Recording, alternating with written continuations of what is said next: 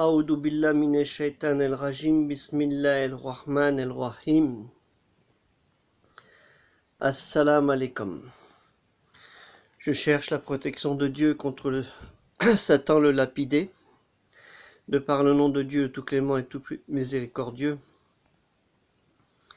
Que la paix soit sur vous. Je m'interroge sur quand même une hypocrisie des gouvernements, pas forcément d'une autre, mais aussi à toute époque qu'il y a eu, depuis près de 50 ans, et là depuis par exemple depuis près de 20 ans en particulier, où on prêche la haine, et aussi on s'interroge sur les implications de certains par les attentats et de l'islamisme en particulier.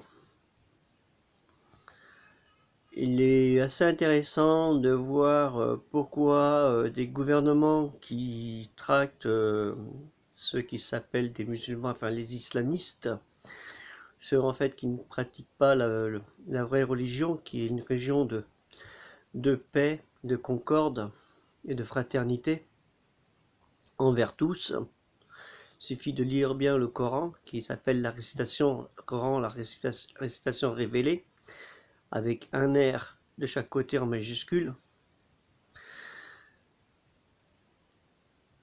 On dit oui, les islamistes, ils sont contre nous, ceci, cela. Mais nous, qu'est-ce qu'ils font? Nous, le gouvernement, on vend des armes aux islamistes. Par le biais de qui? Par le biais des monarchies arabes qui, eux, financent les islamistes. Et depuis des décennies.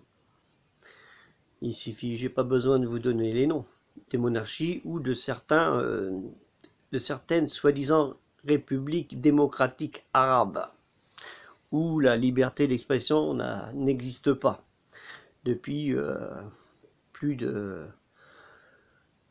très longtemps. Pas besoin de donner le nom, mais plus de 100 ans depuis que ces pays ont soi-disant trouvé leur liberté, leur indépendance. Donc c'est intéressant de se dire, on attaque les islamistes, mais on les finance via des monarchies ou des républiques arabes, dites musulmanes. Je ne sais pas si on se fout vraiment de nous, hein, parce que c'est vrai qu'il y a un enjeu économique de ce côté, hein, argent contre pétrole. Comme on dit, la politique, c'est l'argent, le sexe, ça, on le voit partout, hein, même dans ces pays-là.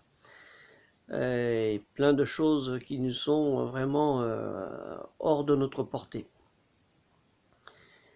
Donc il faut revoir ça de près, et non pas tomber aussi dans le panneau des malades aussi, tels les homophobes ou les anti-musulmans,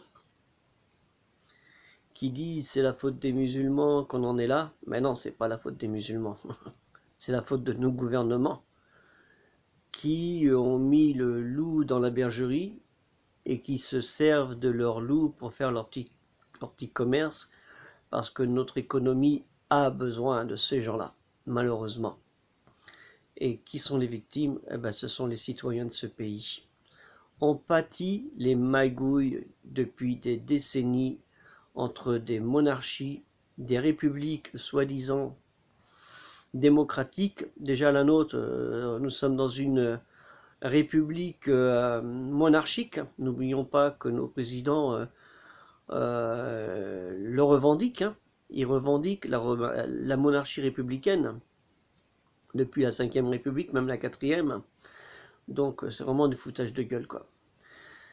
Je vous laisse méditer sur cela et de bien comprendre que l'islam n'a rien à voir avec ça, avec ces problèmes. L'islam n'a rien à voir.